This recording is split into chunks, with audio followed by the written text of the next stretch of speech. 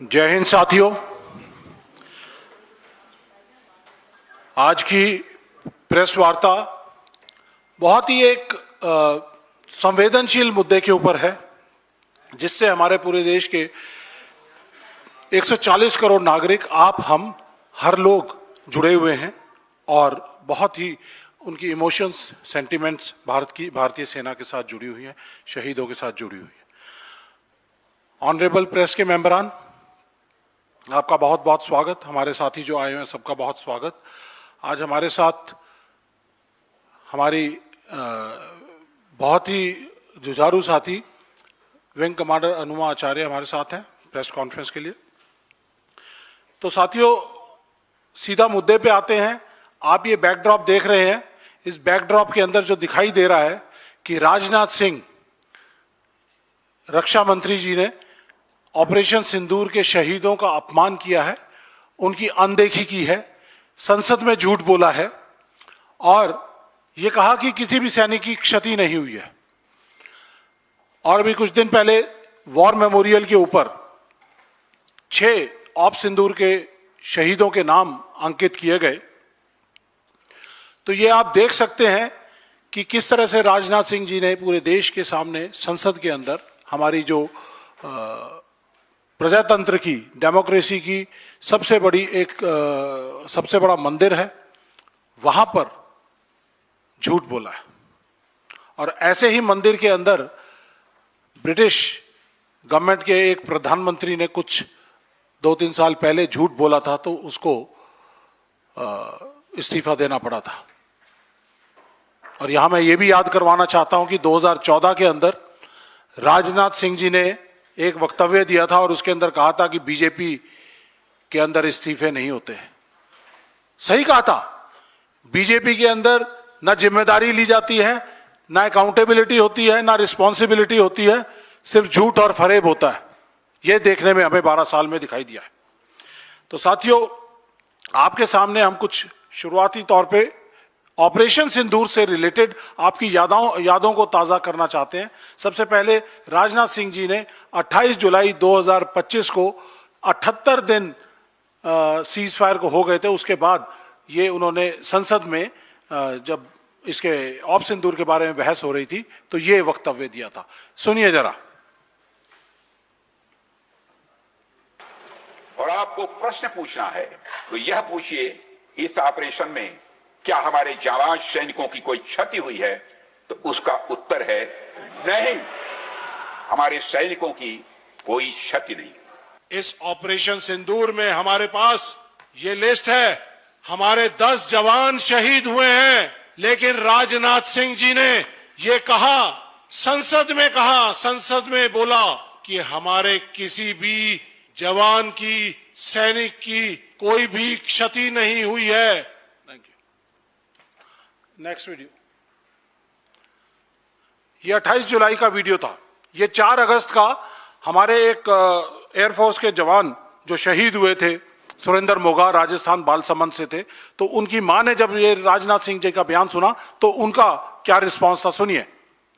मेरो बेटो ही खो दियो, फिर भी मैंने यही करे भी को कोई जी भी कौन काट सके। वे रक्षा मंत्री की भी टाइम मन ले जाके खड़ी कर दो, मैं जान देते भी कि जीप काट लूं मैं, मन बिजा ले जाके खड़ी कर दो। तो बेकार आदमी के बोध रहे, बिन होश भी नहीं है, क्योंकि बोलन कोई बिन रक्षा मंत्री बनाए कौन है। मेरे बेटो देश के लिए जान देती, फिर भी कोई सम्मान कौन मिल रहे हो। 3 महीना हो गया माने या सोचता कि कद सी आवे, कद सी बोलो सर्टिफिकेट आवे बन के। अब तो लास्ट में वो तो जहर बुरकाए हमारे ऊपर आके, हमारी बड़ेड़ा पर नमक और बुरका दियो। हमारे तो आग तो वही लाग रही इसका में क्या यार, इसका आता था बड़ा मंत्री जगह बात बोले, मन शर्म को नहीं बोलता थोड़ी बहुत भी, मुंडे पर शर्म भी को नहीं। ये है लिस्ट 6 जवानों की जो अभी कुछ दिन पहले वॉर मेमोरियल के जो साइट है, नेशनल वॉर मेमोरियल, उसकी साइट पर और जो इंडिया गेट पर वॉर मेमोरियल बना है उस पर 6 नाम अंकित हैं। आज भी वो 4 नाम गायब हैं। हमें सवाल पूछते हैं कि वो 4 जो हमारे और जो जाबाज सैनिक जो शहीद हुए थे उनके नाम कहां हैं। साथियों, चाणक्य ने कहा था कि जिस राजा के राज में सैनिकों को, शहीदों को सम्मान ना मिले और अपने अधिकार के लिए उनको राजा से मांग करनी पड़े, तो उस राजा को शासक बने रहने का कोई अधिकार नहीं है। यही हमारी आज की बुनियादी एक आत्मा है आज इस प्रेस कॉन्फ्रेंस की, कि ये झूठ और फरेब की सरकार जो पीएम नरेंद्र मोदी, जिनको हम बड़े जानते हैं कि कॉम्प्रोमाइज्ड, सरेंडर्ड पीएम मोदी और उनके मंत्रियों की जो झूठ की सरकार है, उनको सत्ता पे काबिज रहने का कोई अधिकार नहीं है। और क्यों लग गए 13 महीने इन सब हमारे जाबाज सैनिकों को और शहीदों को इस पटल पर आने के लिए? इसके लिए तो जिस दिन ऑपरेशन सिंदूर खत्म हुआ था उसके एकदम बाद इसका जो है इनके नाम इस वॉर मेमोरियल पर आ जाने चाहिए थे। 13 महीने तक इनको गुमनाम रखा गया और ये भी चुपके से ऐड कर दिया गया ताकि किसी को पता ना चले। लेकिन राजनाथ सिंह जी, आपके इस झूठ को 28 जुलाई को जब आपने बताया था, तो 30 जुलाई को हमने प्रेस कॉन्फ्रेंस करके पटना के अंदर सदाकत आश्रम में हमने 2 शहीद जो ऑप सिंदूर के थे, उन 2 शहीदों को देश के सामने उनके परिवारों को लेकर आए, उनको सम्मानित किया। आपने सम्मान नहीं दिया, लेकिन कांग्रेस पार्टी जो है, राहुल गांधी जी की जो पार्टी है, खड़गे जी की जो पार्टी है, ये इनकी सोच है जो स्वतंत्रता सेनानियों की पार्टी है। उसको मालूम है कि कैसे अपने देश के लोगों का, सैनिकों का, शहीदों का कैसे उनका सम्मान करना है। तो साथियों, ये बड़ा एक नेशनल सिक्योरिटी से कॉम्प्रोमाइज का मुद्दा है, क्योंकि जब एक सेना में सैनिक शहीद होता है तो उसकी पलटन फक्र महसूस करती है कि मैं आज अपने देश के काम आया। पलटन के लिए, फॉर्मेशन के लिए, सेना के लिए वो एक हीरो होता है, ताकि बाकी सैनिक वो भी उसी तरह उसको देखकर उसी की तरह अपने देश के काम आने की सोच रखते हैं। साथियों, इसके बाद कांग्रेस पार्टी ने इस पूरे प्रकरण के अंदर, राहुल गांधी जी ने, कांग्रेस पार्टी ने कई बार कांग्रेस वर्किंग कमेटी की मीटिंग्स की और इन शहीदों के परिवारों तक हम एक्स सर्विस डिपार्टमेंट के लोग राहुल गांधी जी के संदेश लेकर पहुंचे। वो हम आपको बाद में बताएंगे। मैं थोड़ा सा आपका यादें कुछ ताज़ा करना चाहता हूं, क्योंकि ऑप सिंदूर को 1 साल हो गया है और ये कहते हैं कि बड़ा एक अंग्रेजी की कहावत है कि soldiers are remembered during war and they are slighted when the war is over. तो इसलिए 13 महीने हो गए हैं, तो इसलिए आपकी यादें ताज़ा करनी बहुत ज़रूरी है, ताकि अपने देश के सैनिकों को याद करें।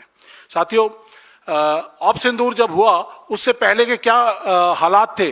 जे.एंड.के के अंदर हर साल सिक्योरिटी का एक जायजा लिया जाता है और जे.एंड.के की जो सिक्योरिटी है, क्योंकि ये एक पूर्ण राज्य नहीं है, तो ये ministry of home affairs Amit Shah के अंडर है।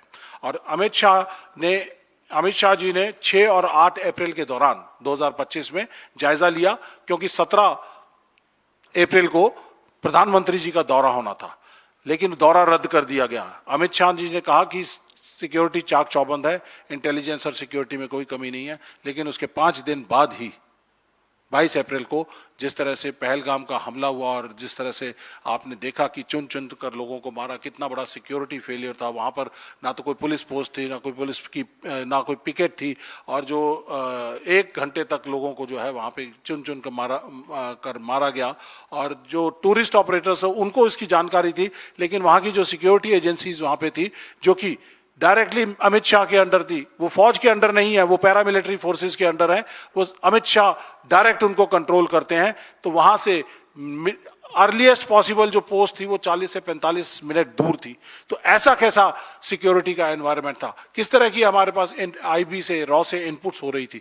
तो ये जो पहलगाम हुआ उसके बाद पूरे देश में एक भावना जागी। कांग्रेस पार्टी ने तुरंत प्रभाव से कांग्रेस वर्किंग कमेटी की मीटिंग बुलाई और कहा कि हम पूरी तरह से सरकार के साथ हैं, जो भी इस टेररिस्ट जो एक्टिविटी हुई है उसके परपेट्रेटर्स हैं, जो इनके आका हैं, जो भी आपने इसके ऊपर एक्शन लेना है उसके लिए कांग्रेस पार्टी पूरी तरह से साथ है।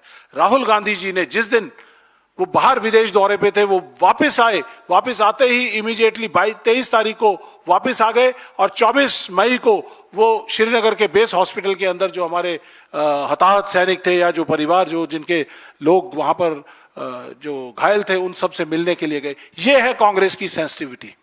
और उसके बाद जिस तरह से ऑपरेशन सिंदूर हुआ 6 और 7 की रात को जिस तरह से हुआ, तो उसके बारे में जो ब्यौरा है वो हमारे साथी अनुमाचार्य जी आपको देंगे।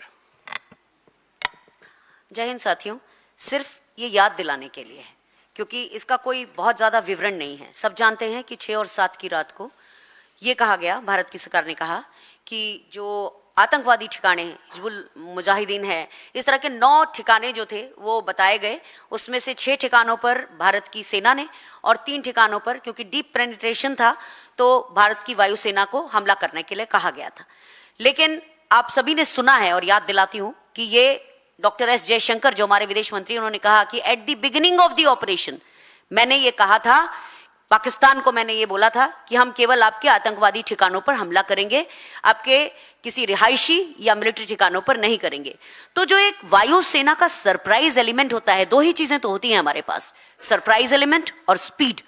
तो स्पीड तो थी लेकिन सरप्राइज एलिमेंट खत्म हो गया और उसके कारण हमने स्टैंड ऑफ तरीके से, यानी कि अपनी सीमा में रहते हुए हमला तो किया, लेकिन हम पर जवाबी हमला हुआ। और इसकी पुष्टि और किसी ने नहीं, सीडीएस अनिल चौहान साहब ने, जनरल अनिल चौहान साहब ने 31 मई को शांग्रीला डायलॉग के दौरान बातचीत करते समय ब्लूमबर्ग और राइटर्स नाम की एजेंसी को सिंगापुर में बताया कि हमने पहले दिन कुछ गलतियां की थी जिसके कारण हमें नुकसान हुआ और उसके बाद हमने अपनी वो गलतियां सुधारी और फिर हमने आक्रमण किए। तो बाद में हमने यानी ब्रह्मोस मिसाइल का प्रयोग किया, लेकिन उसके पहले हमारा जो नुकसान हुआ उसके बारे में न केवल जनरल अनिल चौहान ने सिंगापुर में बात की, बल्कि कैप्टन शिव कुमार जो कि जकार्ता में इंडोनेशिया में हमारे डिफेंस अटैचे हैं, उन्होंने भी कहा कि ये पॉलिटिकल सिग्नल हम देना चाहते थे एंड इट कॉस्टेड अस, यानी कि उन्होंने ये कहा कि हमारे यहां एक लोकतांत्रिक सरकार है, सेना उसके आदेशों का पालन करती है। तो इससे कैप्टन शिव कुमार के बयान से ये भी बात साबित होती है कि जो खुली छूट की बात थी वो बिल्कुल गलत थी। उन्होंने कहा कि हम अपनी सरकार के आदेशों का, निर्देशों का पालन करते हैं। आगे चल के जब हमने वो हथियार इस्तेमाल किए पाकिस्तान पर, हमने उनके यहाँ डीप पेनिट्रेशन करके उनके जो मुरीद के और अलग अलग जगहों पे, चुनिया अलग अलग जगहों पर जब हमने हमले किए और उनका नुकसान किया, तो सिरसा एयरबेस पर हमला किया पाकिस्तान ने और उसके जवाब में हमने उनको बहुत बहुत भारी नुकसान पहुंचाया।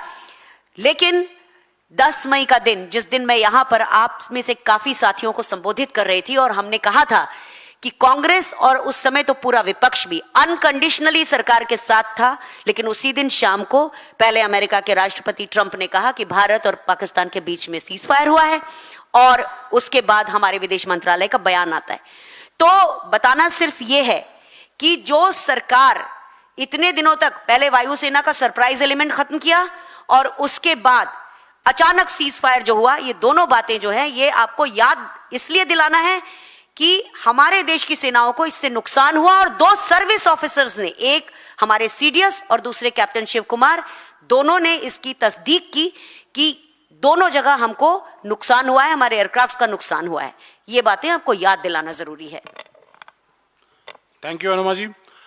जिस तरह से इन्होंने बताया कि सीडीएस ने, अनिल चौहान जी ने, फिर कैप्टन शिव कुमार ने, डिप्टी चीफ ने, फिर उसके बाद air chief AP Singh ji ने 28 और 29 तारीख को ये गोवा के अंदर एक कन्वेंशन अटेंड कर रहे थे, उन्होंने भी सबने ये कहा कि इनिशियल लॉसेस हुए और ये नहीं इंपॉर्टेंट कि क्या लॉसेस हुए, कितने हुए, लेकिन हुए, ये क्यों हुए, ये इंपॉर्टेंट है।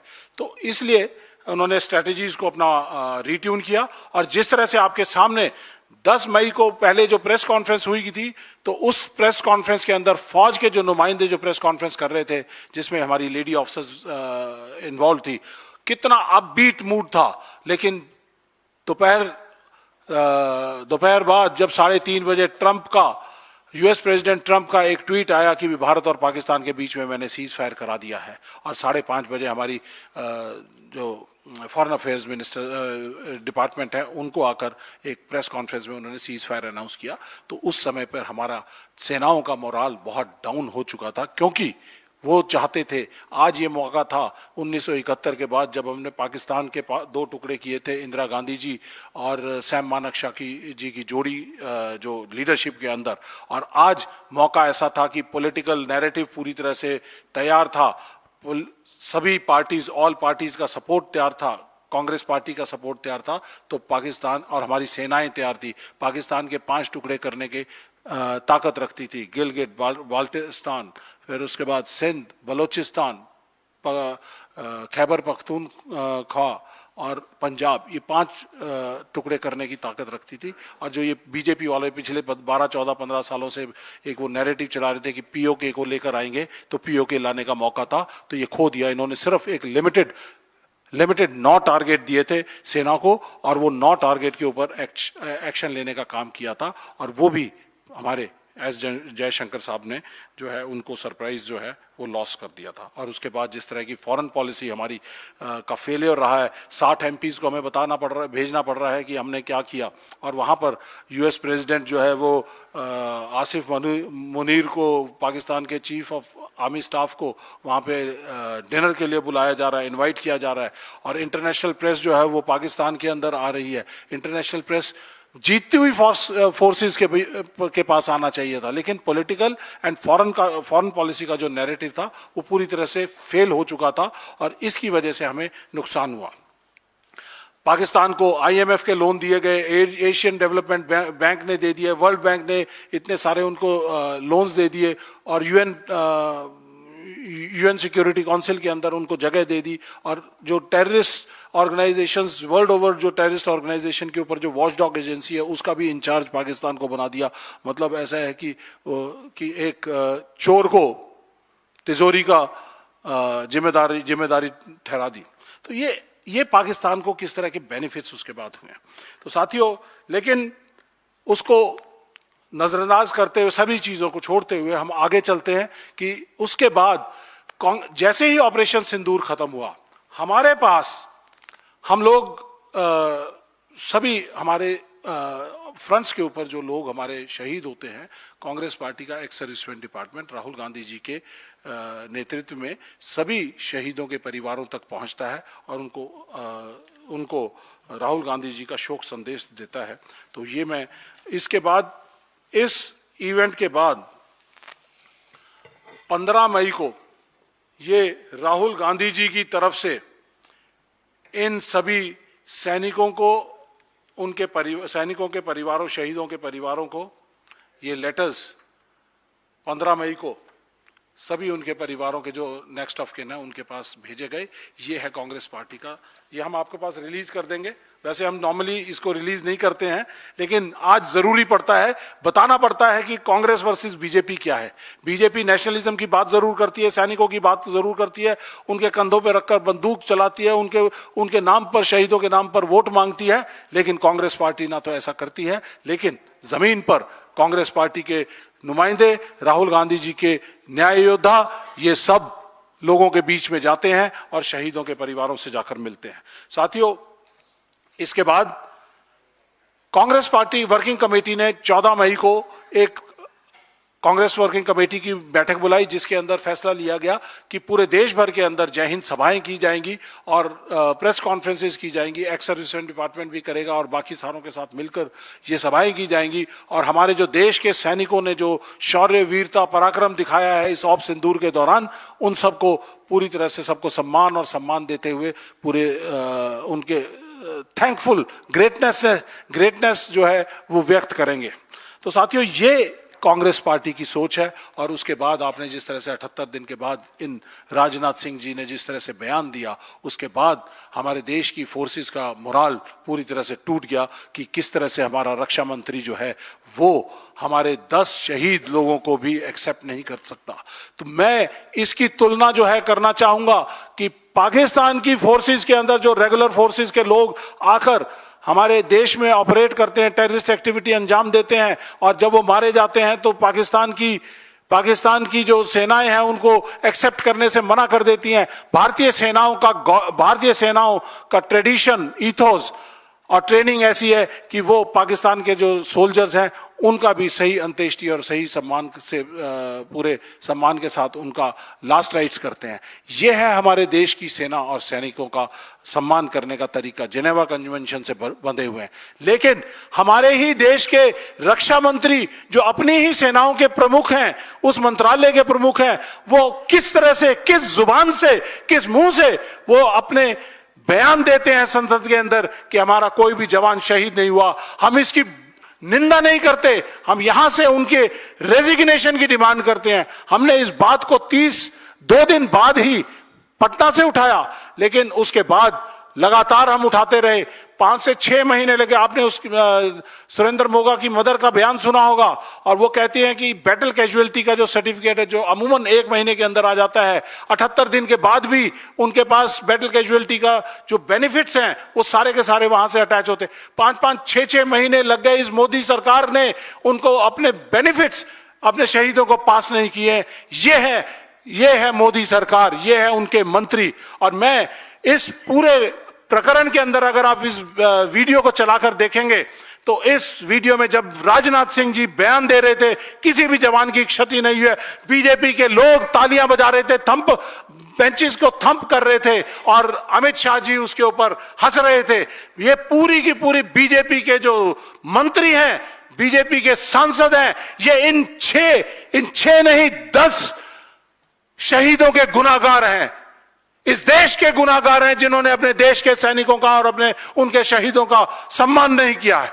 इनको संसद के मंदिर के अंदर बैठने का कोई अधिकार नहीं है।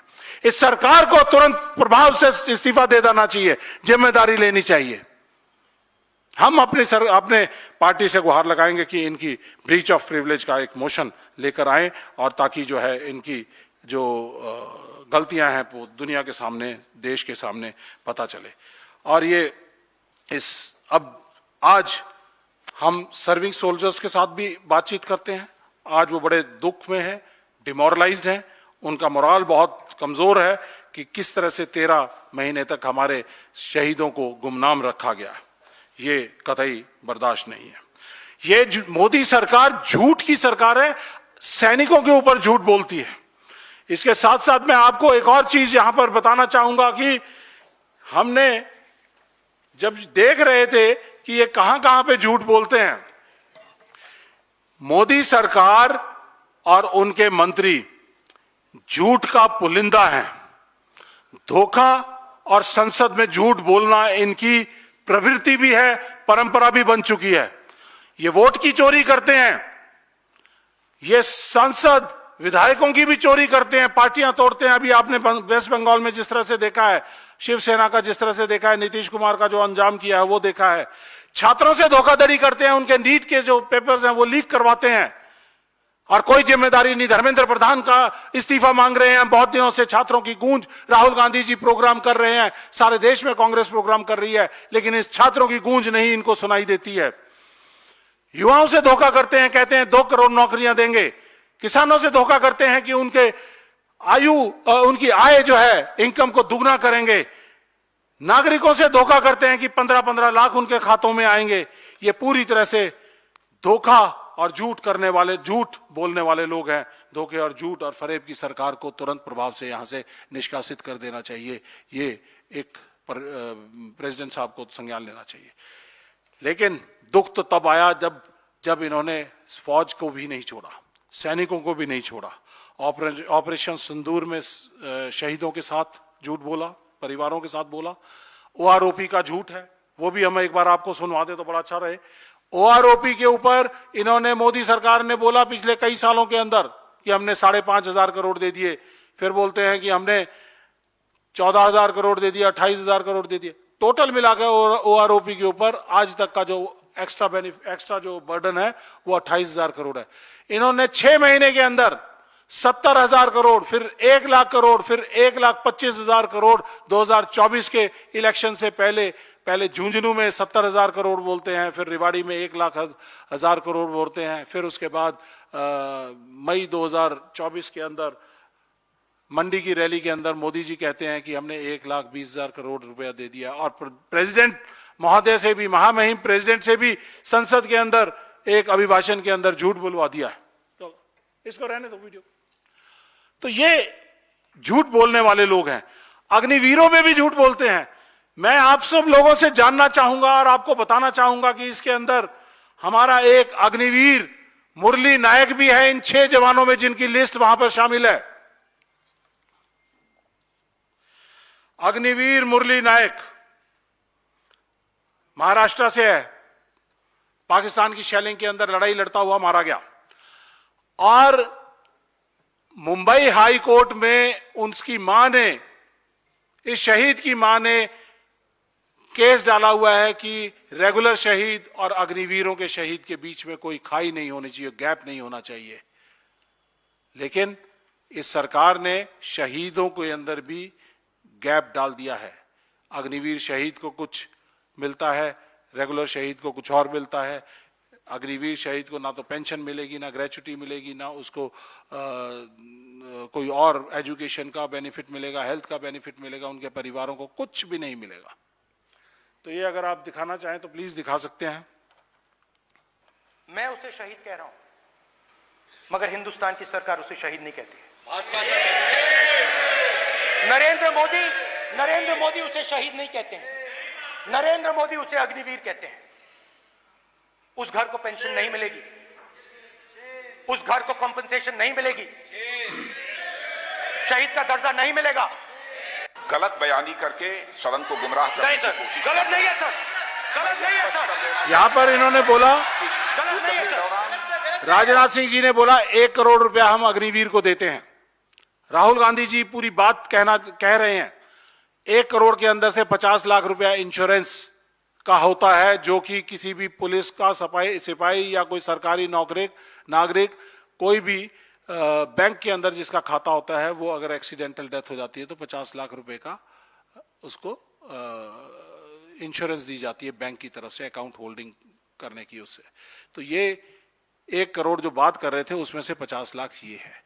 और जब रेगुलर सैनिक का शहीद होता है तो जब तक जितनी बची हुई उसकी सर्विस होती है उसको पे भी दी जाती है पूरी, और जब उसका कार्यकाल पूरा हो जाता है तो उसको पेंशन दी जाती है, और पेंशन के बाद उसके परिवारों को पूरा मेडिकल बेनिफिट्स और सब तरह के बेनिफिट्स उनके परिवारों को दिए जाते हैं।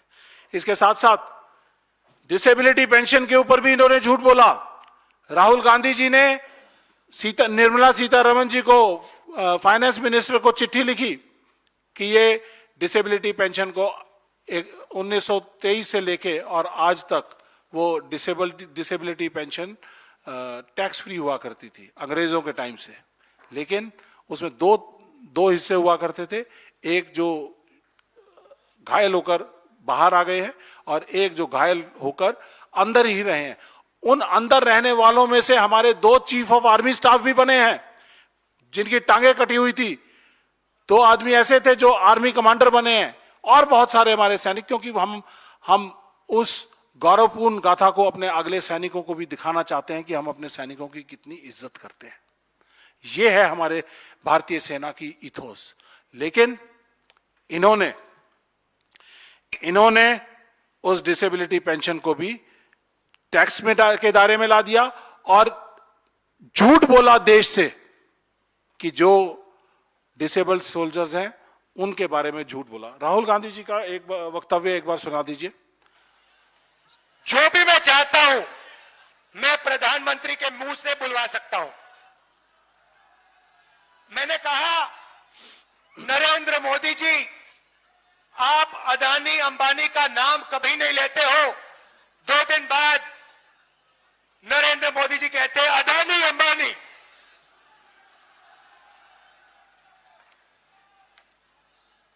और मैंने कहा कि हम बैंक अकाउंट में टकाटक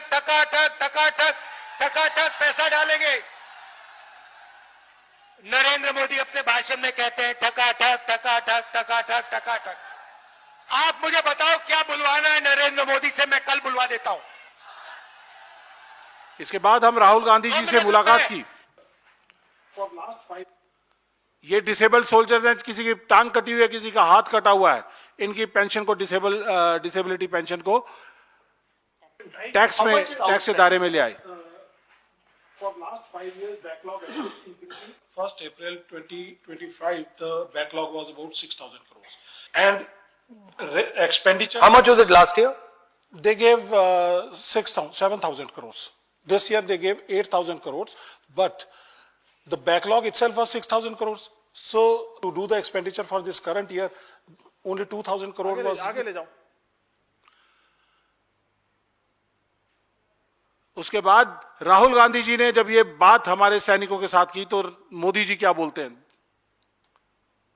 Why for the soldiers? के अलावा पूर्व फौजियों के लिए हेल्थ स्कीम का बजट भी 36% बढ़ाया गया है। तो राहुल गांधी जी जब कहते हैं कि वो कुछ भी बुलवा सकते हैं, तो OROP 2 जब भारत जोड़ो यात्रा हरियाणा में आई थी तो उस समय पे केस लंबित था सुप्रीम कोर्ट में। 3 दिन के अंदर हमारे बहुत सारे साथी मिले, तो राहुल गांधी जी ने जब उस बात को उठाया, 3 दिन के अंदर OROP 2 लागू किया, इन्होंने अनाउंस किया। लागू तो बहुत बुरी तरह से किया उन्होंने। राहुल गांधी जी ने ECHS की हेल्थ केयर स्कीम के बारे में बात की, डिसेबिलिटी पेंशन की बात की। डिसेबिलिटी पेंशन पे उनको झूठ का जवाब दिया निर्मला सीतारमण जी ने, और मोदी जी ने वहां पर उत्तराखंड में जाकर यह कहा कि हमने ECHS के लिए 6,000 करोड़ रुपए दिए हैं। तो ये झूठ पे झूठ बोलने वाले लोग हैं। इन्होंने ECHS के ऊपर झूठ बोला, गलवान पे झूठ बोला, कहा कि चीन के अंदर कोई ना घुसा, चीन का कोई सैनिक भारतीय सीमा में ना कोई घुसा है, ना घुस आया है, ना घुसा हुआ है। और तो हमारे जवान जो 20 जो गलवान में शहीद हुए तो वो कहां हुए? तो झूठ है। ये संसद में भी झूठ बोलते हैं। ये सभी बातों के ऊपर इन्होंने संसद में झूठ बोला हुआ है। तो मैं ये कहना चाहूंगा कि ये झूठ बोलने की परंपरा बंद होनी चाहिए, और हम अपनी मोदी सरकार से इस सरेंडर मोदी जी से और कॉम्प्रोमाइज्ड प्रधानमंत्री जी से और उनके मंत्रियों से हम ये कहना चाहेंगे, देश की सेनाओं पे संसद में झूठ बोलना बंद करें। शहीदों के जो बेनिफिट्स हैं उनको समय पे दीजिए। और साथ साथ हम आपके माध्यम से ये डिमांड करते हैं कि पहली डिमांड हमारी ये है कि राजनाथ सिंह जी ने संसद में झूठ बोला है। संसद में झूठ बोलने के कारण उनको तुरंत प्रभाव से रक्षा मंत्री के पद से हटाया जाए, या अगर हटते नहीं हैं तो उनका रेजिग्नेशन लिया जाए। अगर रेजिग्नेशन नहीं लिया जाता, नहीं देते हैं, तो उनको हटाया जाए। दूसरा, ब्रीच ऑफ प्रिविलेज मोशन उनके खिलाफ लाया जाए ताकि एक एग्जाम्पलरी पनिशमेंट हो। हमारे देश में कोई दोबारा से संसद में गलत बयानी ना कर सके, क्योंकि संसद में जो बात कही जाती थी उसको पार्लियामेंट्री लैंग्वेज कहा जाता था, और कोई दूसरी बात कोई बाहर जाके कोई कहता था तो कहते थे अनपार्लियामेंट्री लैंग्वेज है। तो ये इस पार्लियामेंट में झूठ बोलने का अधिकार किसी को नहीं है। मोदी जी और उनकी पूरी कैबिनेट को इस ताली बजाने के प्रकरण में साथ देने में, राजनाथ सिंह जी का झूठ बोलते हुए साथ देने में, उनसे सबके सामने पब्लिकली माफी मांगी जाए, संसद में माफी मांगी जाए कि हमसे गलती हुई है। और जो नेशनल सिक्योरिटी जो कॉम्प्रोमाइज हो रही है अग्निवीर योजना के कारण, अग्निवीर योजना पूरी तरह से खत्म की जाए। राहुल गांधी जी, कांग्रेस पार्टी, खड़गे जी वचनबद्ध है कि जिस दिन भी हमारी सरकार बनेगी अग्निवीर योजना को पूरी तरह से खत्म करेंगे। ये फौज की का मोराल अप करने के लिए बहुत जरूरी है। इसलिए अग्निवीर योजना शहीदों में, सैनिकों में भेदभाव करती है। भेदभावपूर्ण योजना को खत्म होना चाहिए। Thank you. मैं अनुमा जी से बोलूंगा, प्लीज। सिर्फ समराइज करने के लिए, इस सरकार के आने से पहले इस देश में परंपरा थी कि जिसने देश के लिए सुप्रीम सेक्रीफाइस या सर्वोच्च बलिदान दिया है उसको सार्वजनिक रूप से कृतज्ञता व्यक्त की जाती थी। लेकिन सेना और सैनिकों के नाम पर वोट की राजनीति करने वाली इस सरकार ने देश को और देश के सैनिकों को बार बार धोखा दिया है। स्वतंत्रता प्राप्ति के बाद से आज तक, 1947 के बाद से आज तक देश की सेनाएं शहादतें दे रही हैं। अगर हम औसत निकालें तो आज भी, आज तक, उस दिन से आज तक 1.7 सैनिक इस देश पर शहीद होता आया है। ऐसे में अगर हमारे डीजीएमओ ने अपनी प्रेस कॉन्फ्रेंस में उन्हें सम कैजुअलिटीज, कुछ शहादतें ऐसा कह के संबोधित किया, तो इससे साफ समझ आता है कि किस तरह से उनके ऊपर राजनीतिक दबाव था कि जिनके पास, जिस डीजीएमओ के पास डेली सिचुएशन रिपोर्ट यानी कि डेली सिट्रिप आती है, उसने अगर उन शहीदों के नाम नहीं लिए तो ये शहीदों का अपमान है। और हम ऐसा मानते हैं कि हमारा कोई भी अधिकारी या सैन्य कर्मी अपने ही साथी के साथ धोखेबाज नहीं हो सकता, क्योंकि वो जानता है कि शहादत की जो बातें हैं उससे आर्थिक जो प्रावधान होते हैं वो जुड़े होते हैं और उनके कारण ही उस शहीद को वो स्वत्व मिलते हैं। तो इसलिए डीजीएमओ के ऊपर भी ये दबाव रहा, ये हमको साफ दिखता है। शहीदों को स्वीकार ना करना, उनका नाम तो स्वर्ण अक्षरों में लिखा जाना चाहिए था, लेकिन क्या सोना खत्म हो गया है इस देश से? क्या इस देश में शहादतों का अपमान होने लगा है? ये साफ दिखता है इन 6 सैनिकों की शहादतों के 13 महीने तक हाशिए पर रहने से। ये जरूरी बात है कि इन 6 शहीदों को छिपाने का मामला नहीं है। आप याद करिए, 21 सितंबर 2025 को इस देश ने एक दोहरा चरित्र अपनाते हुए आईसीसी ने भारत और पाकिस्तान का मैच कराया। ये कौन सी दोगली नीति होती है? और उसमें घटिया हरकत की जिसमें कहा हम हाथ नहीं मिला रहे हैं।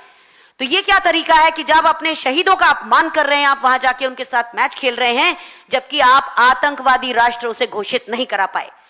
तो ये एक बात है जो आप सभी को मालूम होना चाहिए। और एक चीज और कि अग्निवीर या कोई और हमारा नॉर्मल सैनिक, किसी की शहादतों में कोई अंतर नहीं होता है, क्योंकि वो सुप्रीम सैक्रिफाइस है, उसको कैटेगराइज नहीं करना चाहिए। तो हम इस वक्त सिर्फ दोहराने के लिए ये मांगे हम दोहराते हैं कि जिस रक्षा मंत्री ने रक्षा मंत्री होते हुए अपने देश के सैनिकों के नाम संसद में झूठ बोलकर, क्योंकि संसद में सारे ऐसे लोग बैठते हैं जो लॉ मेकर्स होते हैं, वहां झूठ बोला, ऐसे रक्षा मंत्री के पास अगर जमीर बाकी है तो उन्हें अपने जमीर का इस्तेमाल करते हुए इस्तीफा देना चाहिए। पूरे बीजेपी के सांसदों को और प्रधानमंत्री को खुद सबसे पहले उन शहीदों के परिवारों से, फिर सेना से और फिर इस देश के सामने माफी मांगना चाहिए। और हम ये भी मांग करते हैं कि ऐसे रक्षा मंत्री के खिलाफ प्रिविलेज मोशन आना बहुत जरूरी है, विशेषाधिकार हनन प्रस्ताव, क्योंकि उन्हें अपने उस पद पर रहते हुए जिसकी उनके पास जिम्मेदारी थी, अपने ही देश के शहीदों को धोखा दिया और उनको हाशिए पर रखा 13 महीनों तक। तो ये सारी बातें कांग्रेस पार्टी की तरफ से हम आपके सामने रख रहे हैं। और चाहे ये रिपीटिशन हो, फिर भी हम कहेंगे कि वो शहीद जिन्होंने कारगिल में कहा था कि या तो मैं तिरंगा फहरा कर आऊंगा या तिरंगे में लिपट कर आऊंगा, तो उस तिरंगे में लिपट के आने का जो हक था उसको 13 महीने तक देश से छुपाया गया। ये शर्म की बात है और इस सरकार को इस शर्मिंदगी के साथ रक्षा मंत्री को अपने पद से हटा देना चाहिए। जय हिंद साथियों, आपके कोई सवाल हो तो। हाँ जी, सवाल। हाँ जी, कहना चाहती हूँ कि सरकार ने इन दावों को पूरी तरह से 2 दिन पहले ही खारिज कर दिया। उन्होंने कहा है कि ये आप लोगों की तरफ से एक भ्रम फैलाया जा रहा है। वो कह रहे 11 मई 2025 को ही इन्होंने एक प्रेस वार्ता की थी जिसमें इन लोगों के नाम शामिल थे। सेकंड, उन्होंने कहा कि 14 अगस्त किसने प्रेस वार्ता की थी? डिफेंस मिनिस्ट्री की तरफ से जो आया था, मैं उस बयान की बात कर रही हूँ आपके आगे। तो उन्होंने कहा कि 14 अगस्त 2025 को ही एक हमने प्रेस विज्ञप्ति हमने दी थी जिसके अंदर हमने इनका वीरता पुरस्कार का नाम दे दिया गया था। और 15 जनवरी 2026 को जयपुर के अंदर उन्होंने जो सेना दिवस परेड जो हुआ था, उस दौरान इन 6 शहीदों के नाम बोल दिए गए थे, बता दिए गए थे और उनको मेडल भी देने की बात कर दी गई थी। और 8 अक्टूबर 2025 को ये उनके परिवारों को जाकर ये सम्मान देने की बात कही गई थी। तो ये सरकार ने पूरी विज्ञप्ति शनिवार को यानी कि सैटरडे को उन्होंने ये हम लोगों को दी और उसमें बताया कि जो ये कहा जा रहा है कि 6 शहीदों के नाम नहीं थे, वो पूरी तरह से विपक्ष के द्वारा भ्रम फैलाया जा रहा है। आपसे मैं पत्रकार हैं, जो भी इन्होंने 11 मई को जो प्रेस विज्ञप्ति जारी की थी उसमें अगर इनके नाम हैं तो मुझे बता दीजिए। 14 मई को प्रेस विज्ञप्ति जो जारी की गई थी उसके अंदर कोई नाम है तो बता दीजिए। और ये बता दीजिए कि अगर उनमें उसके नाम थे या कुछ लोग शहीद हुए थे, तो राजनाथ सिंह जी ने सदन के पटल पर यह क्यों कहा कि किसी सैनिक की कोई क्षति नहीं हुई है? या तो वो झूठ बोल रहे थे या राजनाथ सिंह झूठ बोल रहे थे। कहो, या तो वो माफी मांगेंगे या राजनाथ इस्तीफा देंगे। दोनों चीजें नहीं हो सकती हैं। अगर राजनाथ सिंह सही थे, अगर उनको रक्षा मंत्री होते हुए यह नहीं मालूम कि मेरे नीचे 5 जवान या 6 जवान शहीद हुए हैं इस लड़ाई के दौरान, तो उनको रक्षा मंत्री बने रहने का कोई अधिकार नहीं है। 28 मई को ही उनसे इस्तीफा ले लेना चाहिए था। हमें नहीं चाहिए ऐसा रक्षा मंत्री जिसको यह नहीं पता कि मेरे नीचे लोग शहीद हो चुके हैं। कौन सी प्रेस विज्ञप्ति की बात करते हैं? 4 अगस्त को शहीद की मां का भाषण सुनिए। वो कहती है कि मैं इनकी जुबान काट लूंगी। उसका दुख और दर्द सुनिए। क्यों कहा उसने? पब्लिकली उसका नाम था या नहीं था? उस मां से पूछिए जिसने अपना बच्चा खोया है, उस पत्नी से पूछिए, सुरेंद्र मोगा की पत्नी, और जो छोटे छोटे उसके बच्चे हैं। वहां तक हम पहुंचे, कांग्रेस पार्टी पहुंची, एक्स सर्विसमैन डिपार्टमेंट पहुंचा, राहुल गांधी जी का संदेश पहुंचा। और जब हम लोग उस परिवार के पास गए तो उसके बाद 4 अगस्त की यह वार्ता थी, प्रेशर था। 12 अगस्त को वहां पर एयर चीफ को भेजा गया, सभी प्रोटोकॉल्स तोड़ते हुए, कि मुद्दा बहुत बड़ा बनता जा रहा था पूरे देश भर में। एयर मार्शल एपी सिंह 12 अगस्त को उस परिवार के पास गए थे। और वो हम आपको जो न्यूज़पेपर क्लिपिंग्स है वो भी आपके साथ साझा करेंगे। उसकी मां ने कहा था कि मुझे कोई पैसा नहीं चाहिए, आज तक हमें कोई पैसा नहीं मिला है, आज तक कोई कॉम्पनसेशन नहीं मिली है, आज तक बैटल कैजुअलिटी सर्टिफिकेट नहीं मिला, जो कि 1 महीने में हो जाना चाहिए। 10 मई को ऑपरेशन सिंदूर खत्म हुआ है, 11 जून तक उनके पास बैटल कैजुअलिटी सर्टिफिकेट हो जाना चाहिए, जिसके जरिए सारी की सारी बेनिफिट्स मिलते हैं। 12 अगस्त तक, 3 महीने तक क्यों नहीं दिया गया?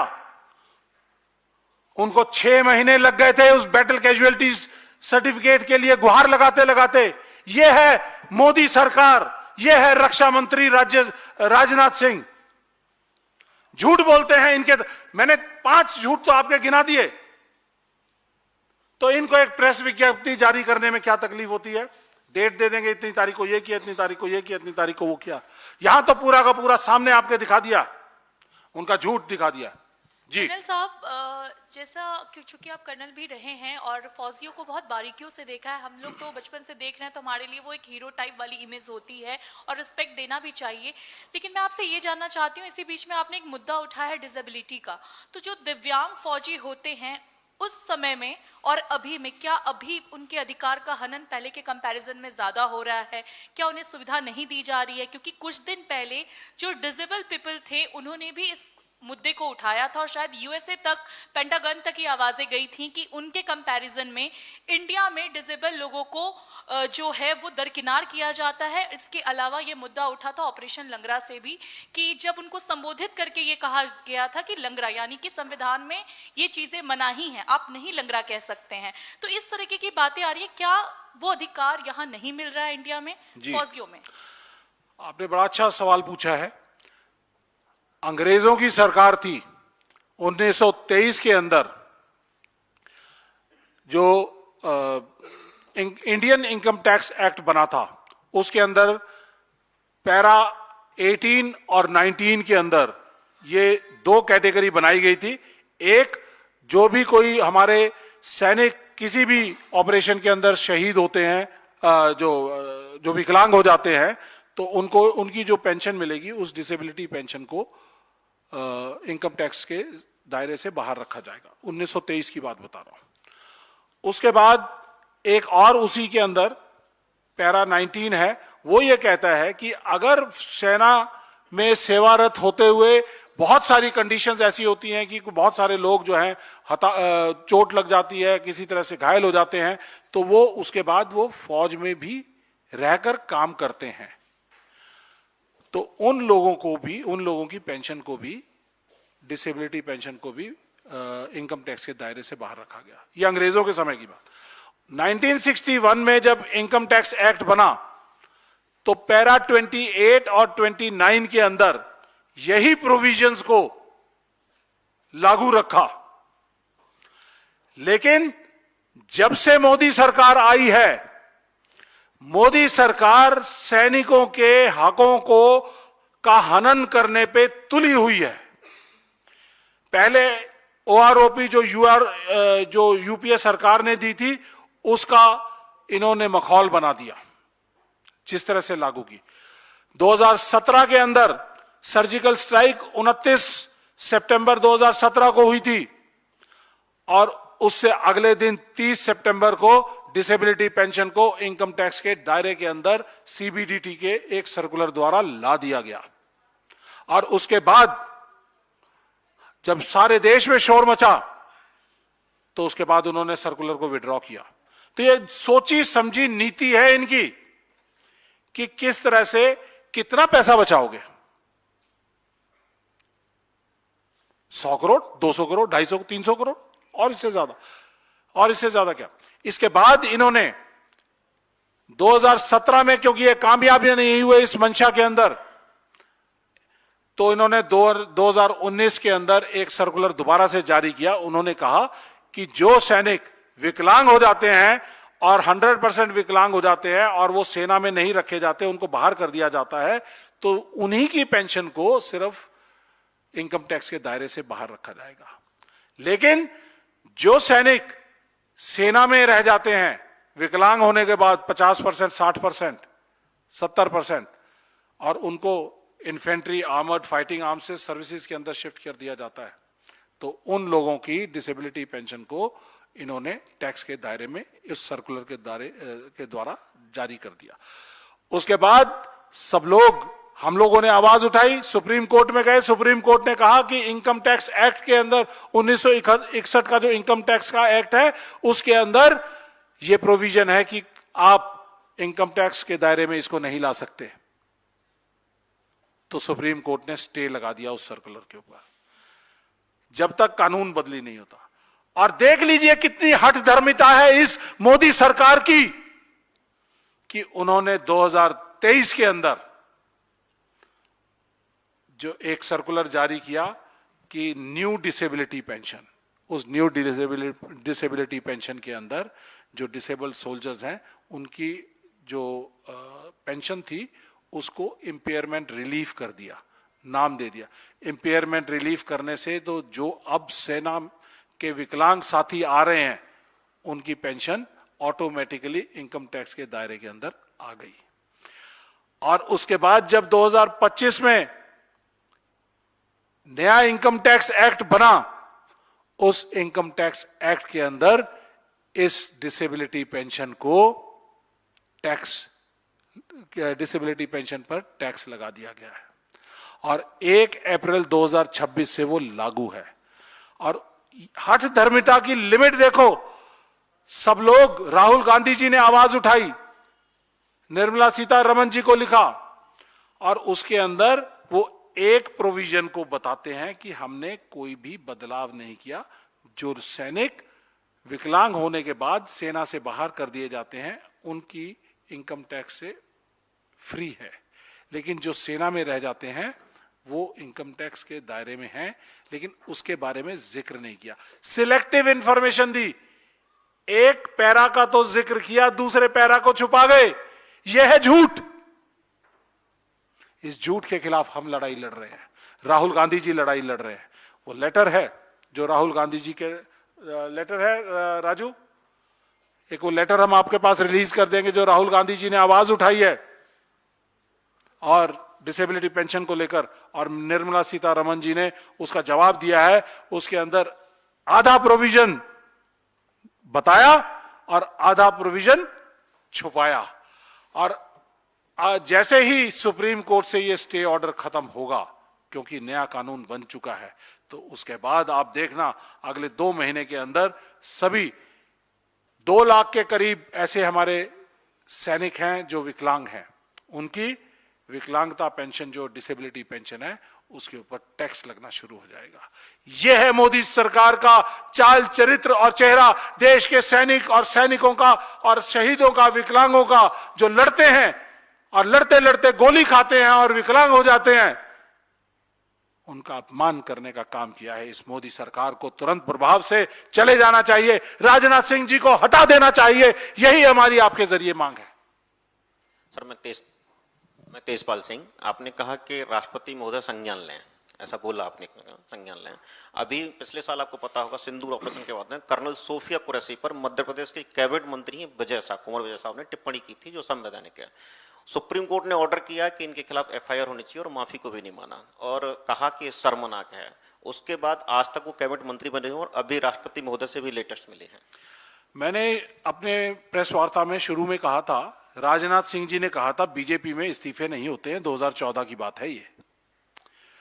तो ये इस्तीफे नहीं देते हैं, ये झूठ बोलते हैं, महिला अफसरों का अपमान करते हैं। सोफिया कुरैशी हमारी एक डेकोरेटेड सोल्जर हैं, उसका अपमान करते हैं। सैनिकों की जगह जगह पर मार पिटाई हो रही है, उसके बाद उसके ऊपर कोई एक्शन नहीं लेते हैं। इंदौर के अंदर हमारे अफसरों की जो ऑफिसर्स और जेसीओ हमारे जवान हैं, उनकी मंगेतरों के साथ छेड़छाड़ हुई है।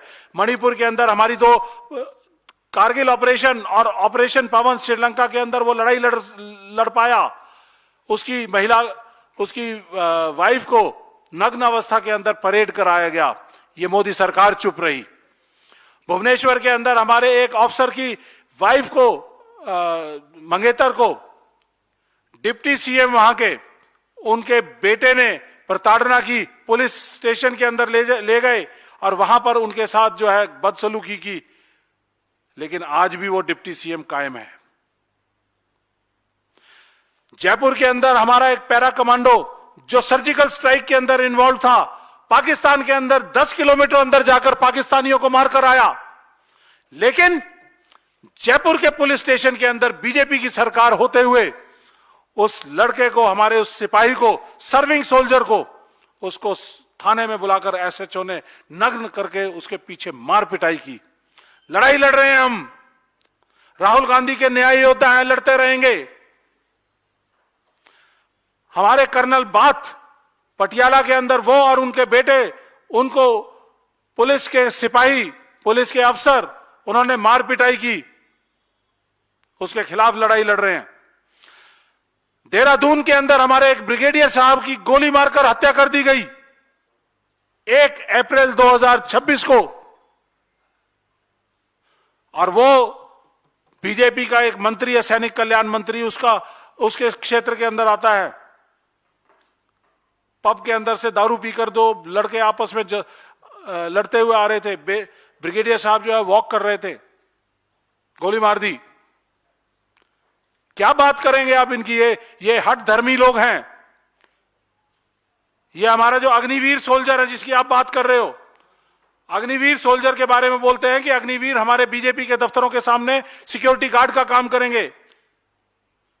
एक और वीडियो जो अग्निवीर की सच्चाई है वो बताना चाहेंगे, आपके साथ साझा करेंगे।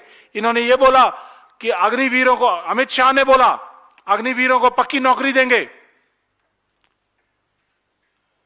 10% रिजर्वेशन इधर से उधर, पता नहीं बीजेपी इसमें, बीएसएफ में, सीआरपीएफ में, पैरामिलिट्री फोर्सेस के अंदर देंगे। लेकिन आज वो लड़ाका जो है हमारा अग्निवीर, वो लड़ रहा है, एक हाथ में किताब है कि अगला टेस्ट उसने पास करना है क्योंकि 4 साल के बाद वो बेरोजगार हो जाएगा, और दूसरे हाथ के अंदर उसके राइफल है। कैसे उम्मीद करेंगे?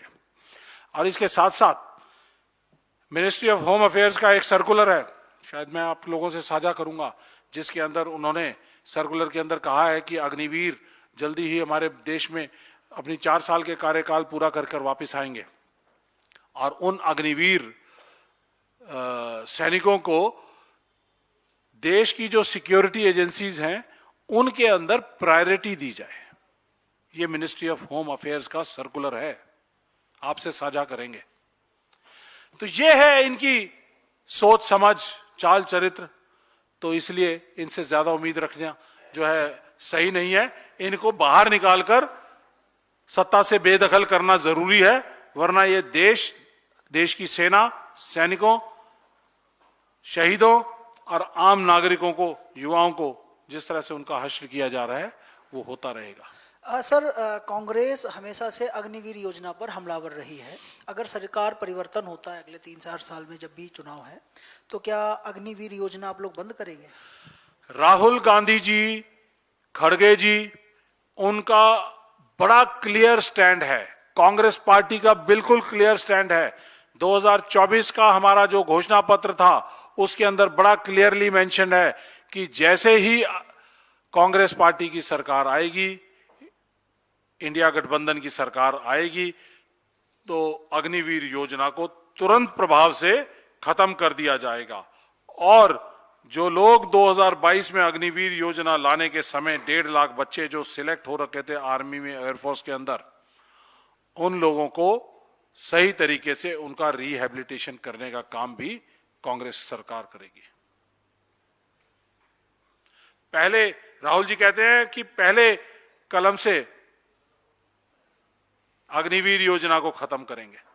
देश के लिए, युवाओं के लिए, युवाओं के भविष्य के लिए, देश के भविष्य के लिए घातक है, इसको खत्म करेंगे।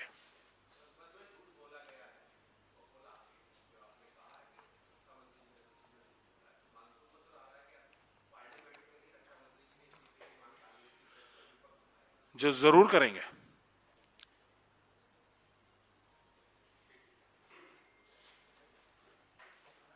कुछ और?